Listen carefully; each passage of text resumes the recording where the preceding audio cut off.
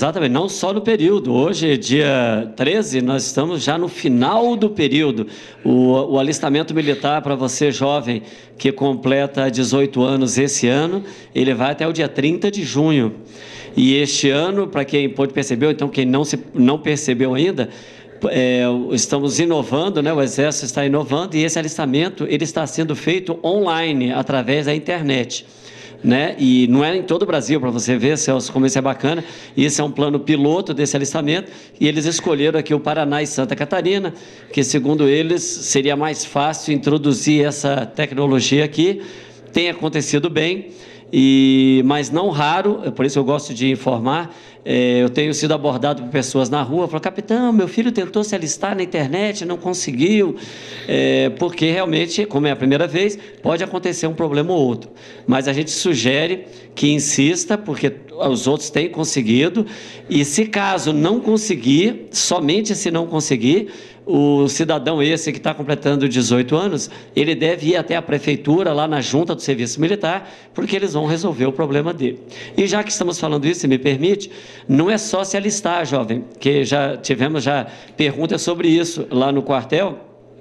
Assim que se alistar, você vai imprimir um comprovante que se alistou, e ali tem uma frasezinha muito importante que você não pode esquecer, dizendo: a partir do dia 10 de julho, entre de novo no site para saber o que aconteceu com o seu alistamento, porque já nesse alistamento ele pode ser liberado, né? Avisar: olha, você não vai servir, ou dizer: olha, você está pré-selecionado, deve comparecer no quartel no dia tal. Aí eu não posso saber, porque cada um vai ter o seu dia. Então, não é só se alistar, se alista e depois do dia 10 de julho, volte lá com aquele número que você vai receber, que é o RA, é o registro de alistamento, e ele procura, vai ver: meu nome, estou aqui, já fui liberado, ou não fui liberado ainda. A dispensa de incorporação também na internet, então? Também na internet. Mas lembrando que mesmo que você for dispensado uma vez, pelo menos, você vai ter que ir até o nosso quartel, vai ser marcado um dia, porque mesmo aquele que não serve, ele vai um dia lá, nós temos uma cerimônia muito simples, onde ele presta um compromisso diante da bandeira nacional, né, dizendo que ele não vai servir, mas que ele está disposto, né, que em algum momento, se a pátria precisar dele, ele, como todos nós, né, Celso, nós estaremos presentes quando a pátria precisar. Agora, capitão Lourenço, quantos jovens são incorporados todos os anos nos nossos 26 dias C? Olha, cada ano é diferente esse valor, porque o nosso efetivo ele varia, né? Tanto é que chama efetivo variável, né? Então, mas em média, nós podemos afirmar que em média em torno de 200, 210. Esse ano, por exemplo, a gente recebeu 208. Né, a gente incorporou 208, né, porque o que acontece, que às vezes esse militar, ele incorpora 208, aí 10 ou 12 deles, ou até mais, eles se mostram bons o suficiente, né, e se sobressai sobre os outros, e a gente fica com ele no outro ano.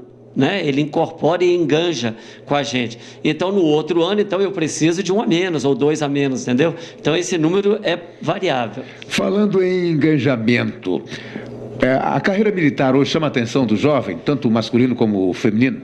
Com certeza, Celso. Então, apesar de a gente chamar o serviço militar obrigatório, porque ele é obrigatório por lei, isso não é o Exército que exige isso está na Constituição, que o serviço militar é obrigatório, mas a gente tem, todos aqueles que estão servindo aqui são voluntários. Então, a gente tem muito mais gente voluntária para servir, porque nós sabemos que o país, não emitindo juízo de valor algum, mas sabendo que o país ele passa por uma situação econômica que está aí nos jornais, você mesmo anuncia aqui todos os dias, é um excelente primeiro emprego, né? É um emprego, por exemplo, porque o recruta, quando ele incorpora, apesar de ser obrigatório o serviço, ele não pode receber menos do que um salário mínimo. Então, ele já entra recebendo pelo menos um salário mínimo. Esse recruta durante esses 10 ou 12 meses de serviço inicial. É lógico que a partir daí, se ele engajar, ele já entra no quadro de salários do Exército mesmo, e ele ganha, aliás, bastante mais do que salário mínimo. Então, realmente, respondendo a sua pergunta, nós temos sido procurados bastante, tanto para o militar temporário, que é aquele que fica com a gente até no máximo por 8 anos, como aqueles de carreira, como eu, que entrei no quartel lá em Curitiba, no 20 BIB, como soldado recruta. E hoje, depois de 33 anos de serviço, estou aqui como capitão, dando essa entrevista para você. Porque, por força de lei também, está lá, o soldado recruta no serviço militar obrigatório não pode receber menos que o salário mínimo. Então, ele recebe esse valor. Enganjando? Enganjando para o soldado, ele recebe por volta, o soldado antigo, eu acredito que por volta de R$ 1.500, R$ 1.600. O soldado antigo, né?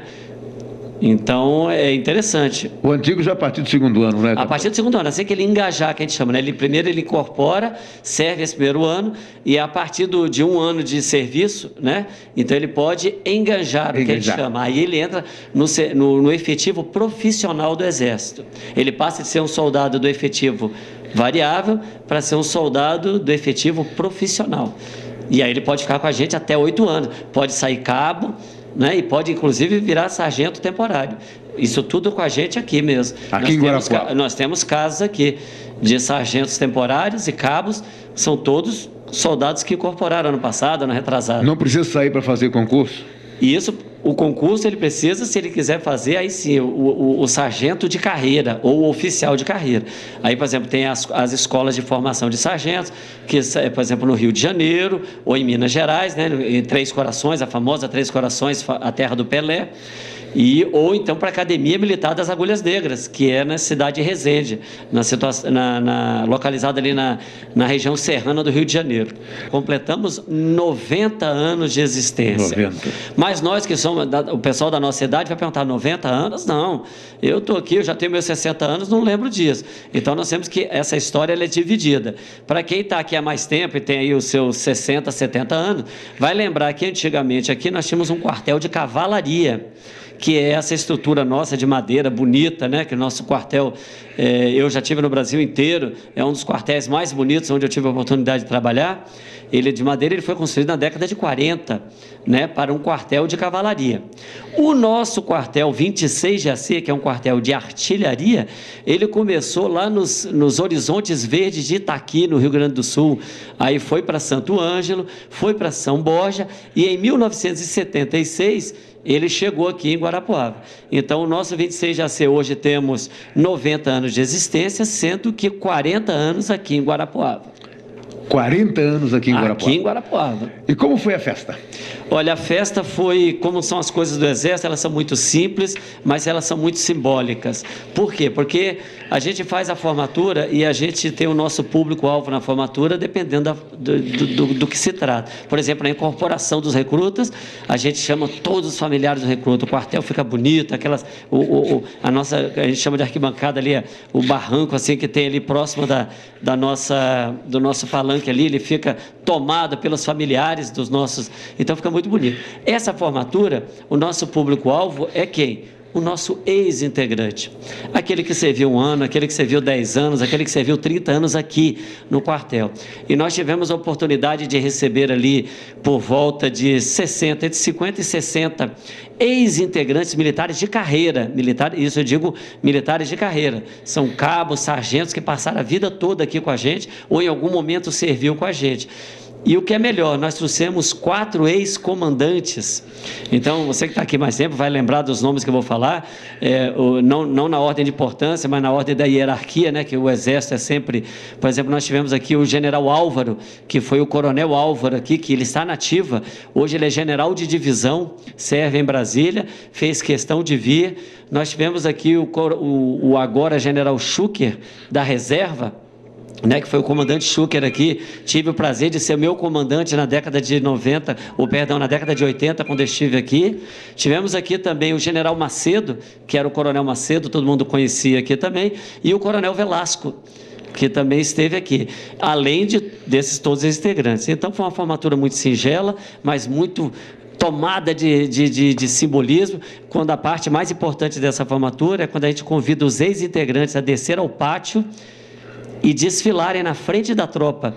E, para nossa surpresa, o próprio general Álvaro, que era a autoridade máxima da nossa formatura, falou: não, peraí, eles vão desfilar, descerei também e desfilarei com eles. E desfilou a tropa comandada pelo general de divisão. Foi um momento muito bacana, muito importante para nós. De que forma nós vamos participar nos Jogos Olímpicos, capitão Lourenço? Isso, é bem lembrado. Então, não sei se a nossa população, nossos ouvintes aqui da nossa rádio, da nossa TV, estão cientes, por exemplo, na época que teve aquele, no Morro do Alemão, que o Exército Brasileiro esteve 3, 4 anos no Morro do Alemão, em algum momento, isso foi em 2013, ou 2014, nós mandamos um efetivo daqui de 50 homens que ficaram lá 6 meses, dando esse apoio. E nosso trabalho foi tão bem feito, porque o nosso soldado Guarapuavano é um soldado de elite, é um rapaz bem formado, não só porque é do Paraná, nossa terra aqui, né? E também porque a formação deu, que nós recebemos a incumbência de enviar mais 50 militares, comandados por um capitão, né, que vão fazer parte de um batalhão olímpico, que faz parte, são tropas aqui do Paraná. Então, vai sair um grupo de cada lugar, vão fazer um quartel só e estão viajando já na semana que vem e vão passar de agora até o final dos Jogos Paralímpicos, dando a proteção, a segurança ao turista e ao cidadão brasileiro que vão participar desse evento tão significativo aqui para o Brasil. Como é que está o trabalho desenvolvido pelo Exército Brasileiro na nossa fronteira, Estado do Paraná, Brasil, com os nossos países vizinhos? Bem, pergunta muito pertinente, como sempre, amigo Celso.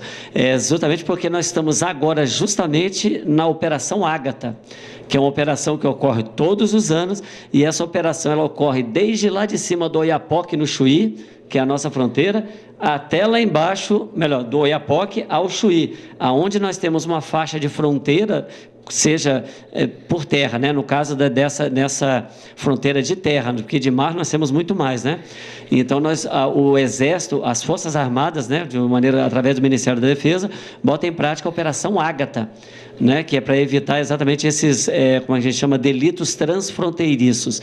Então, justamente agora, nessas próximas 2 semanas, nós estamos nessas áreas de fronteira, não necessariamente o 26 de AC, porque ele está se preparando para o Batalhão Olímpico, mas aquelas unidades mais próximas ali, Guaíra, Foz do Iguaçu, onde nós temos as unidades ligadas à 15ª Brigada de Infantaria, estão fazendo um trabalho ou outro. Esse trabalho pode ser na própria fronteira, pode ser alguns quilômetros dentro ali, fazendo controle nas estradas, mas sempre preocupado com o nosso país. O objetivo justamente é esse, evitar esse crime na fronteira, essa passagem de armamento, de drogas, de contrabando. Lógico, tem que lembrar que essa operação ela ocorre sempre em parceria com a Polícia Federal e com os outros órgãos que possam nos dar apoio para isso. Nós estamos iniciando mais uma campanha, a campanha do agasalho, é isso, capitão Lourenço? Exatamente, é a campanha da arrecadação solidária, que também é uma data significativa, porque é a 20ª edição da campanha. É lógico, se é a 20ª edição, porque é uma campanha que vem dando certo, né? Uma campanha que é feita em parceria com o Provopar, que é o Programa de Voluntariado do Paraná, e juntamente com o Rotary Club, que a gente é um parceiro para essa campanha desde sempre. Então, a gente está colocando em marcha hoje, né, começando no dia 13. E diferente, como conversávamos antes aqui do programa, diferente dos outros anos que a gente fazia somente num sábado, que a gente ia nas casas das pessoas ali, às vezes até cedo, e pedindo essa doação para essa campanha. Esse ano faremos diferente. Depois de uma reunião junto com o Provopar e com o nosso Rotary, decidimos fazer de segunda a quinta-feira. Então, hoje, já nesse momento, nós temos numa série de supermercados aqui na cidade que aderiram a nossa, são parceiros também a nossa campanha. Nós temos lá 2 ou 3 militares na parte da manhã, na parte da tarde, entregando panfletos ali, explicando do que se trata a nossa campanha.